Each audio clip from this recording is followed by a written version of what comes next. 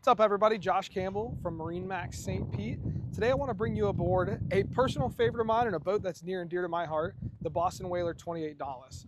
The Dauntless lineup is a hybrid style bay boat, but once you get up, especially in the 28, it does have offshore capabilities and it really checks a lot of boxes. And so come aboard here and we'll take a look. This particular boat is powered by twin 300 V8s. And as you'll see in the back as well, it already comes with a power pole. This is a lightly used 2024, and it has every option that I would put on a boat, and we'll kind of walk through those as we make our way forward. But like I said, you got your power pole.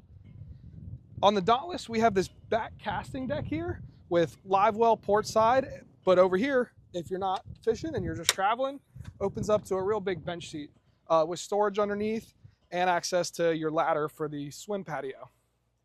As I mentioned, swim patio here, port side.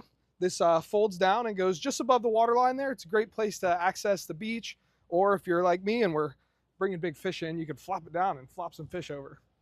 This particular boat has the livewell and sink setup here behind the seat with rod holders and storage and tackle storage on that side. Moving forward up here to the helm, we've got comfortable bolster seats here where you can flip it down and sit down or kick your feet up, but a really nicely laid out helm. We got a full glass windshield behind that, twin Simrad 12-inch NSXs, access to your switching, your joystick, and digital shift and throttle. Moving up here to the front, one of my favorite things about this boat that I mentioned is the versatility, right? So we do have our fish box or just, drink storage in there, as well as each one of these seats. But if you're hanging out with the family, you can pick that up, have a couple sun loungers up here, and then a huge sun pad right here with a ton of storage underneath it. Underneath here is, like I said, big storage, but it's also a rod locker or gaff storage because it does make its way over into the console, where if we make our way into the console, you will see a nice spacious head in there for a 28-foot hybrid boat with a toilet, and which is a pump out on that side.